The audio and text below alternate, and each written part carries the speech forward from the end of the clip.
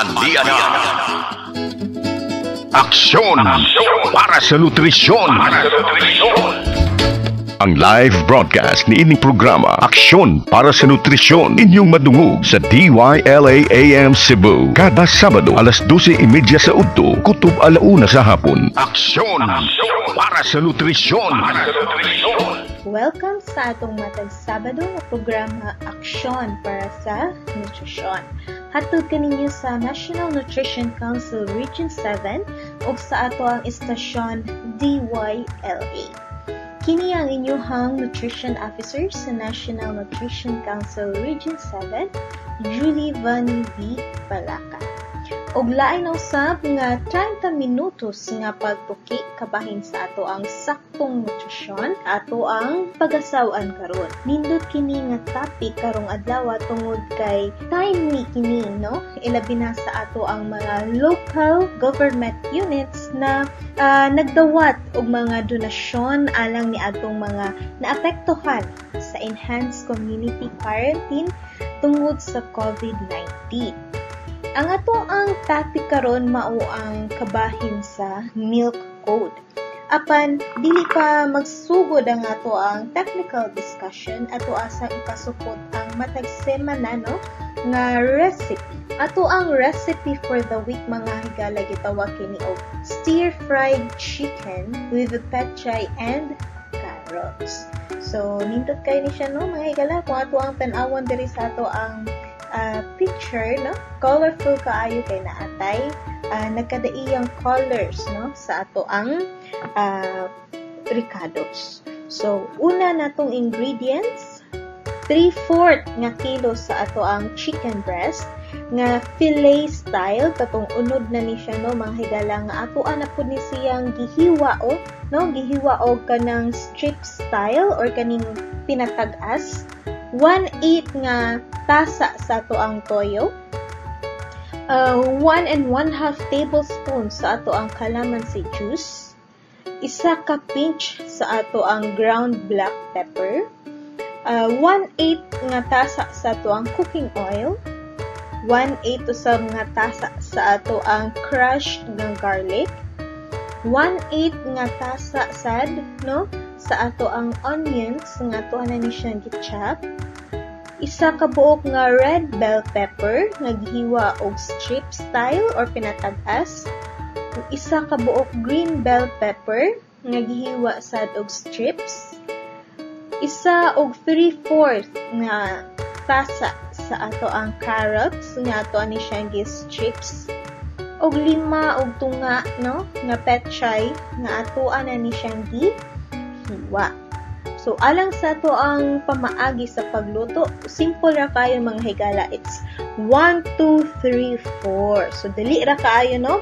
So, una natong pagabuhaton, ato ang i-marinate ang ato ang chicken fillet sa toyo, ato ang calamansi juice, ug ato ani siyang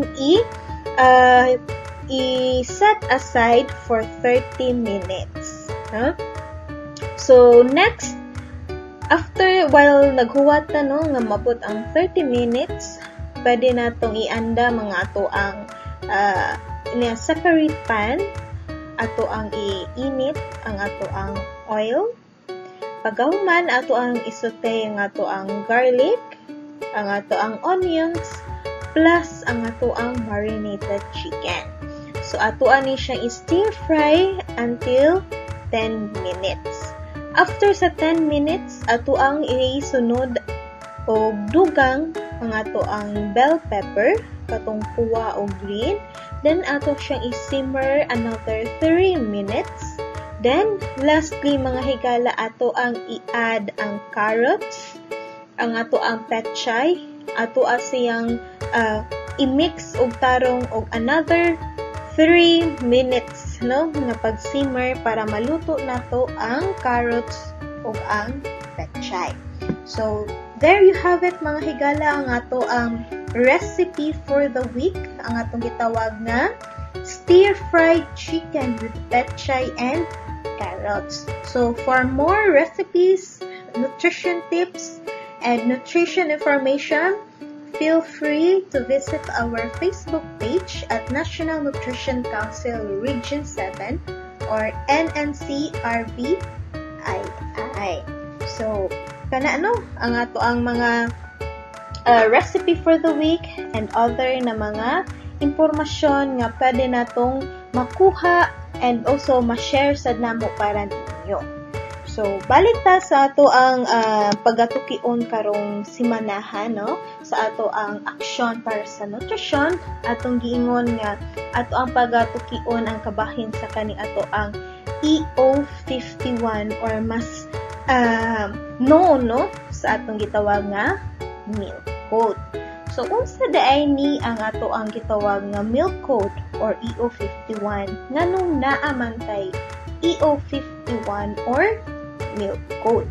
So, kaning ato ang Executive Order 51 or EO51 in short, no, nga mas nailhan sa milk code, mao kini ang balaod, no, or law, policy nga nag-atiman sa luwas ug sakto nga nutrisyon para sa mga masuso pinaagi sa pagduso sa breastfeeding ug para ma-regulate ang pag-promote, pag-apod-apod, pagbaligya, pag-endorso ug paghatag sa impormasyon bahin sa breast milk substitute ug uban pang produkto apil niini. So ang ato ang EO51 or milk code apil sa mga produktong covered niini, ang mga produktong adunay regulation, no, sa paggamit og breast milk substitute sama sa infant formula or milk supplements. Mga pagkaon, mainom o uban pang milk products na pwedeng iilis or isalili nato, no, i-substitute sa ato ang breast milk, no?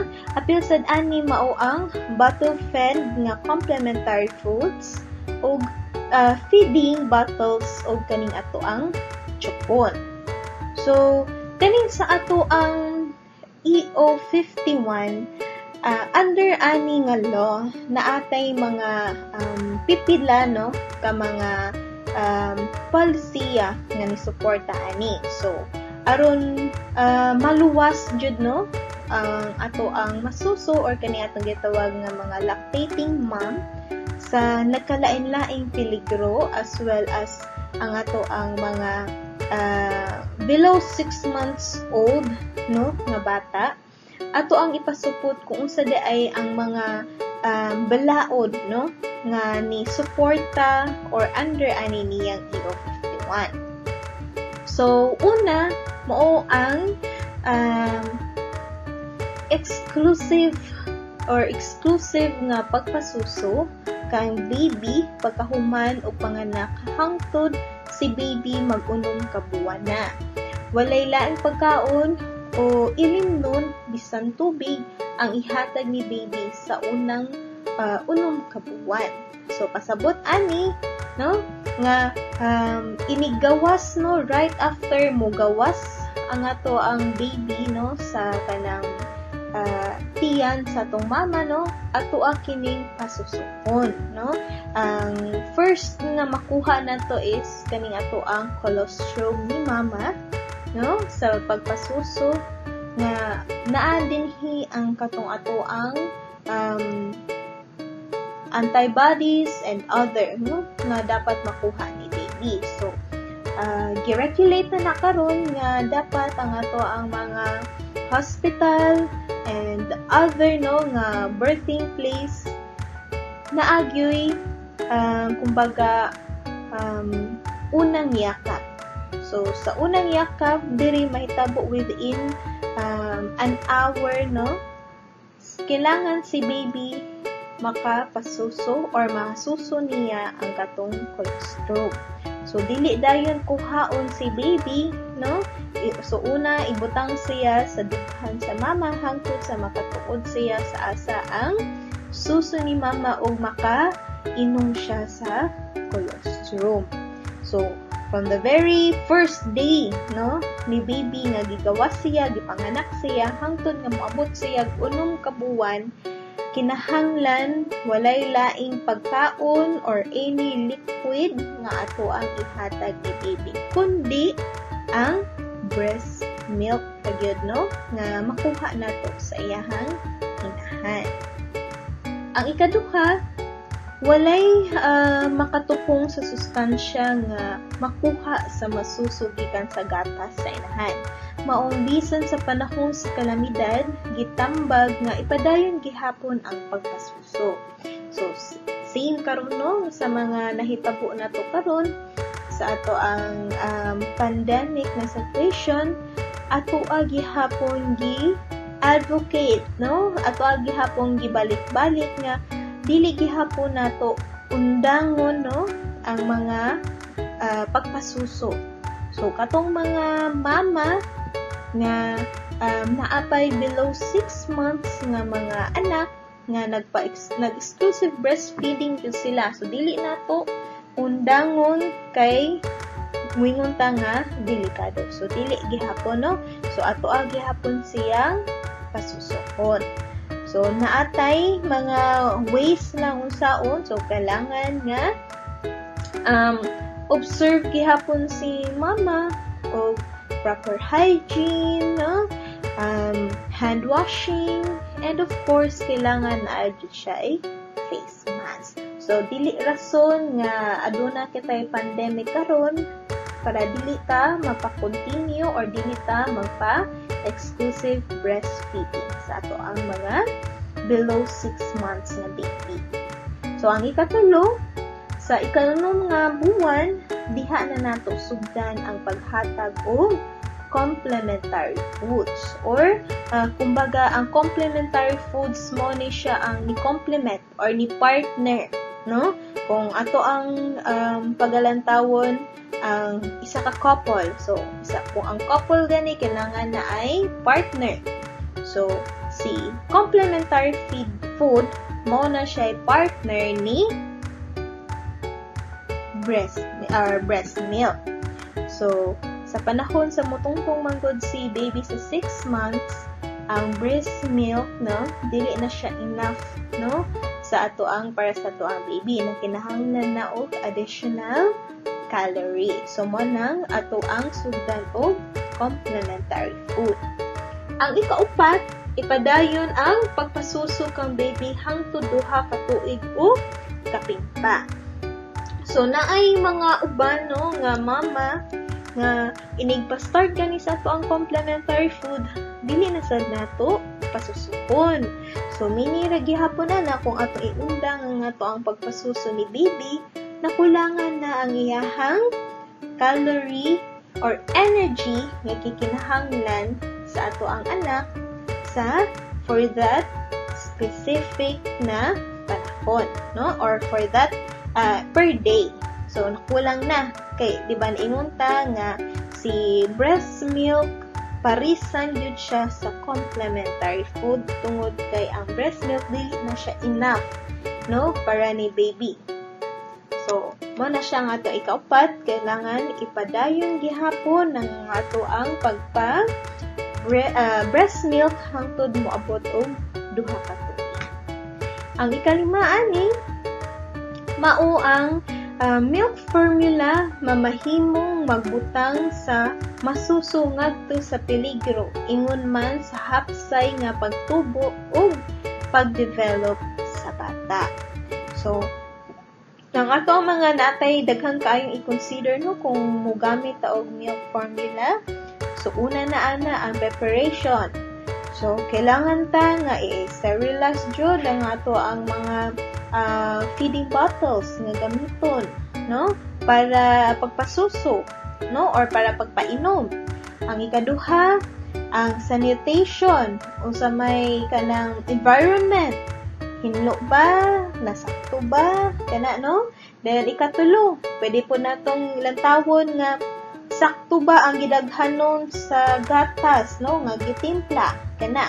So kana daghan kayo tang pagalantawon. Ug isa pa pinaka-importante, ang sustansya no nga makuha sa breast milk daghan kaayo no compared sa milk formula lamang no. Isa na ato ang colostrum nga dapat makuha sa ato ang baby. So ang ikatapusan mao ang uban pang mga gamit sama sa ato ang chupon, ato ang mga feeding bottle, o uban pang mga artificial feeding nga mga paraphernalia, no? Hugot nga gidili sa mga health facilities. No, ang kaning isa sa mga pinaka-common jud no nga makita nato is gipambitay nga mga calendar sa milk na formula, no? Mga ballpen, calculator, so dako kaayo ng no. So apil na siya sa kanang gidili, no? Under sa ato ang milk code.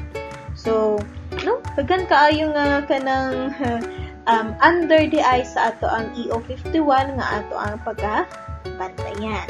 So, aduna sa tay mga pipila ka mga kumbaga kalapasan no sa ato ang milk code. So busa ato ang yung gipa kumbaga gipa-strong no, gipa-strengthen no ang implementation sa maong policy. So ang isa na ani is ang pagdili no sa pagpanghatag sa mga produktong kumbaga na ay milk formula no or kanang into sachet baron, ato ang chupon, mga feeding bottles, o guban pa na wala gitugot isip donasyon panahon sa ato ang emergency. So kung mingon tag emergency no diri na sa panahon nga halos ang tanan no mo donate no walay kumbaga walay sani kanang walay gipili no tanan i-donate maski sanina, mga tsinelas no sa panahon sa emergency tanan no nga unsay ganahan i-donate sa ato ang mga donors ilahan ni siya i-donate, but during sa ato ang emergency naalantay mga pagasundon so kana. So ang uban pong mga donasyon mapa in kind or cash nga gikan sa ato ang milk companies nga gidala sa ilang mga ahente o uban pang representative dili pud basta-basta dawaton isip donation. So under sa ato ang AO administrative order no naatay AO ana under sa ato ang gipagawas ni siya sa ato ang Department of Health no pagka 2007 AO number 0017 na atoy guidelines usaon nato pagdawat og mga donations. And ato ang interagency committee sa ato ang milk code nga gitukod ubos sa ato ang executive order 51 maulang ang makadesisyon kung tugutan kining mga nahisugutan na klase sa donasyon. Kini gipatuman tungod kay mas peligro ang pagpanghatag og infant formula kaysa sa breast milk no ilabi na sa panahon sa kalamidad na wherein daghan kayo tag mga ipang consider. So kana sa ato ang EO 51. So daghan kaayo no pipila dyan siya nga mga practices gani nato nga wata kay baw nga violation na di ay siya sa ato ang EO 51. So hugot na ato ang gidili under sa kani nga balaod sa milk code ang pagpanghatag og sample og supplies sa publiko, mga hospital, mga health facilities, ang ato ang staff or personnel sa usa ka healthcare system hasta sa ilahang pamilya o mga produkto apil ni ining maong balaod. Then under gani aning ato ang balaod ni EO 51 kung kinsa tong maaktuhan no nga maoy ni donate or maoy ni dawat sa donation or sa pana nga pwede kaayo na mutubag sila no nga nganong gidawat o labi na sa katong mga license no like mga doctors baron or nurses, midwife nga naaktuhan nga maoy ni dawat no sa donation, pwede kaayo silang pagakuhaan or mawagtangan og lisensya sa ilahang profession. So, ginadili pod ang pagpanghatag sa mga regalo, no? Katatong giingon. Basahon, mga leaflets, no? O uban pang mga gamit nga pwedeng mag-promote sa ubang gatas gawas sa breast milk sa publiko, labi na sa mga mabdus o nagpasusong mga inahan, no? Kay usually mora ba yun niyang ato ang kanagipang target nila sa ato ang mga milk company. So, muna no, gidili yun na siya nga mga ways of promoting, no? Mga breast milk substitutes o gitawag na to mga infant formulas, no? So, makalapas usab sa balaod ang pag-prescribe og infant formula, no? Imbis ang breast milk. So, ang mga doktor ato ang pedia atong mga OB/GYN o uban pang mga medical health professionals sa ilahang kliyente. So, usually mahitabo ni sa during after panganak, no? Sa ato ang mga mommies or di kaya prior, no, nga makagawa si baby, ang uban ani is bisitahan daan, no, nga ipapalit sa bana kay kanang para maandam na daan na gata. So, appeal na siya sa ato ang violation, no? So, dili na to i-promote, no, or pag-prescribe sa infant formula kay naa may breast milk, no? And also, kani pong pag-advocate, no, or kaning disseminate, paghatag og mga impormasyon, no, kabahin sa discrimination or mga kumbaga mga negative, no, about sa breastfeeding. So, appeal sa na siya sa violation sa ato ang EO 51. So, kana, no, aduna tay mga gipanghimo nga pagmonitor, no, labi na sa mga violations sa atong EO 51, no. So, bisag kinsa, maski ikaw, maski kami, or kinsa baron, no, pwedeng mahimong milk code monitor. Kung uyon ka sa tumong, no, nga pagprotekta o iduso ang ato ang breastfeeding, pwede nimong isumbong ang mga reklamo o nakita nga mga kalapasan sa maong balaod. So, pwede kaayo ninyong ipadala ang inyong report sa ato ang Food and Drug Administration sa Central Visayas or kani ato ang FDA. Or tawag lang mo sa ilahang telephone number at 032-414-0400. Ilangkob ang mga impormasyon sa mga sa PETSA or lugar diin ninyo nakita ang maong kalapasan. Kung sa TV ba, print ad, health facility, or mismong produkto o kung kinsay nag-promote, no, sa ato ang milk formula. So, So, importante lang yun nga, inig-report po na to, complete ang information. Kinsa, asa dapita, asa lugara, asa ni mo nakita, pwede ganing, o sa orasan ni mo nakitaan, kaya siya, no? So, at least, complete ang imong paghatag o information, no? Kana siya. Kaya, of course, i-verify na siya sa ato ang FDA. So, adon na sila website, natay website para directly ma-report na to. Pwede natong i-search ang www.milkcodephilippines.org. So, balik ko na po. www.milkcodephilippines.org. No? So, pwede kayo natong kita mismo, no, mo monitor. Kita po mismo mo sumbong, no, sa mga violations. So, usa may pwede nilang isilot, no, usa may mga kanang kumbaga ang ilahang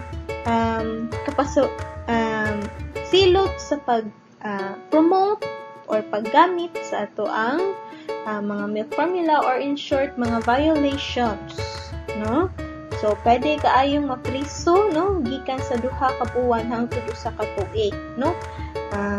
Pabayron sad sa dili ubos sa 1,000 o dili usab mula pa sa 30,000, o pag-suspend o wala na visa ang lisensya kung professional. So katakong gingon ninyo kaganina nga kung ang maaktuhan ang midwife sa saka center or sa ka nurse, pwede kaayong makuhaan sila sa ilang lisensya. So kana no, so daghan day kaayong ato ang pagabantayan usa day ni about ang EO51 or milk code. Ang ato ang milk code actually dugay na kayo nino nga napasa, but nagihapon tay mga pipila gihapon na mga violations mo nang ato gihapon sigig balik-balik ang kabahin sa EO51, and most especially labi na karong panahon nga naka-experience ta og kumbaga emergency, no, gitawag nato ni siya og nutrition in emergency. So diri ato ang pagalantawo, no, especially sa katong mga vulnerable groups, no, naapil na ato ang below 6 months, kung husto ba, no, ang ilahang mga nakuha, no, nga nutrition, no, through breast milk, no, kana siya. So wala tay laing hatag di baby kundi ang breast milk naman ni mama. And pagabot sa 6 months mo na nga ato ang pagapartneran o complementary food. So diha, no, mga kanutrisyon ang ato ang technical discussion for the week karong seminaha ang ato ang milk code. So before that, ato lang ipasupot balik nga sa mga mama or padung mahimong mama, no, ato dili gyud nato pagalimtan ang exclusive breast feeding. So there you have it mga higala, ang ato ang isa ka nutritious topic for the week, and magpasalamat ta sa ato ang istasyon, no, ato ang matag Sabado nga kuyog si Sir Chris, and also ang ato ang partner diri sa DYLA. So for more information and updates kabahin sa nutrition, feel free to browse our Facebook page at National Nutrition Council Region 7 or NNCRB. So pwede po kaayong mo-message mo dito kung napamulilaing mga pangutana. Once again, mga higala, kini ang inyong nutrition officer sa National Nutrition Council Region 7, Julie Vani B. Palaka, o maayong hapon kanatong tanan. Atong nadungog ang aksyon para sa nutrisyon. At ang ipag-usap ang mga saktong impormasyon alang sa nutrisyon dinhi lang sa aksyon para sa nutrisyon sa NNC7 Radio.